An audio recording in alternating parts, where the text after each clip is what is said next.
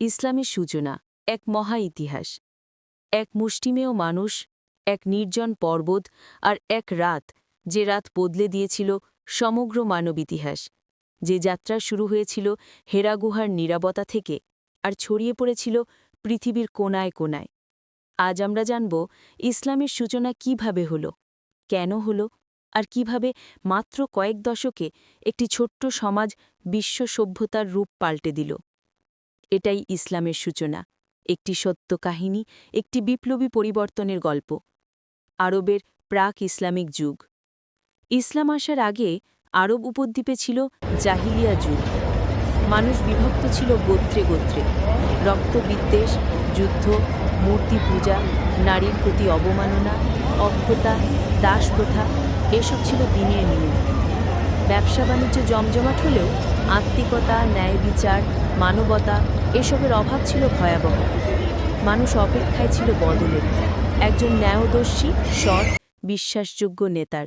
সেই মানুষটি ছিলেন মুহাম্মদ ইবনে আবদুল্লাহ সাল্লাল্লাহু আলাইহি ওয়াসাল্লাম। মুহাম্মদ সাল্লাল্লাহু আলাইহি ওয়াসাল্লামের শৈশব ও চরিত্র। 570 খ্রিস্টাব্দ। মক্কার বানি হাশিম পরিবারে জন্ম নেন এক শিশুর, যার নাম রাখা হয় মুহাম্মদ।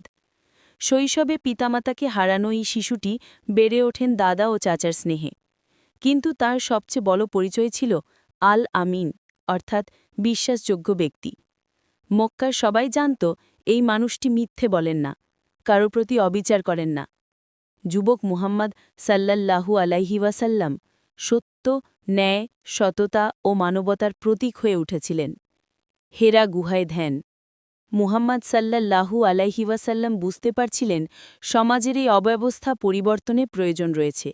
তিনি হেরা নামের এক গুহায় যেতেন ধ্যান করতে, মনকে পরিশুদ্ধ করতে। গুহাটি ছিল নিঃশব্দ, আকাশের নিচে এক শান্ত আশ্রয়।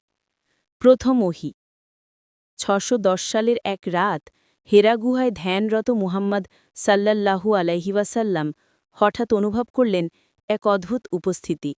জিবরিল আলাইহি এসে বললেন, ইকরা, পড়ো। মুহাম্মদ বললেন, আমি পড়তে পারি না। জিবরাইল আবার বললেন, ইকরা।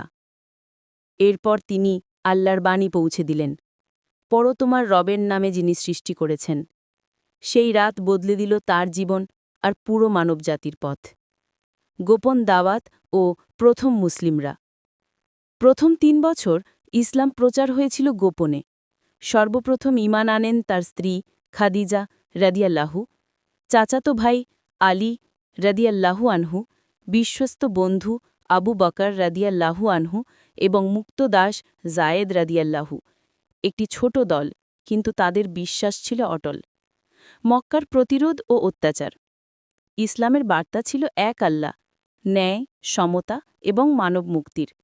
কিন্তু কুরেশ নেতারা এতে ভয় পেলেন, কারণ তারা ভাবলেন ইসলাম তাদের ক্ষমতা, ব্যবসা ও মূর্তি পূজা নির্ভর অর্থনীতিকে ধ্বংস করবে। শুরু হলো অত্যাচার। বিলালকে পাথর চাপা দিয়ে নির্যাতন, সুমাইয়াকে হত্যা, মুসলিমদের বয়কট, অপমান, নির্বাসন। কিন্তু ইসলাম থামেনি। প্রতিটি কষ্ট ইসলামের ভিত্তিকে আরও শক্ত করেছে। হিজরত, নতুন পৃথিবীতে যাত্রা। 622 সালে পরিস্থিতি এতটাই কঠিন হয়ে গেল যে মুসলিমদের মদিনায় হিজরত করতে হল। এই হিজরতই ইসলামী ক্যালেন্ডারের সূচনা। মদিনায় মুহাম্মদ সাল্লাল্লাহু আলাইহি ওয়াসাল্লাম শুধু ধর্মীয় নেতা নন, রাষ্ট্রপ্রধানও হলেন। তিনি গড়লেন ন্যায় বিচার ভিত্তিক রাষ্ট্র, সামাজিক সমতা, ইহুদি মুসলমান চুক্তি, ভাইচারা, মুহাজির ও আনসার। ইসলামের শক্ত ভিত্তি। ইসলাম ধীরে ধীরে ছড়িয়ে পড়তে থাকে। মুসলিমরা যুদ্ধ করেছে, কিন্তু ন্যায়ের পক্ষে। ক্ষমতা পেয়েছে, কিন্তু অত্যাচার করেনি। জ্ঞান অর্জনকে ইবাদত বানিয়েছে, সমাজকে বদলে দিয়েছে। ইসলামের সূচনা শুধু একটি ধর্মের গল্প নয়, এটি মানবতার পুনর্জাগরণের গল্প।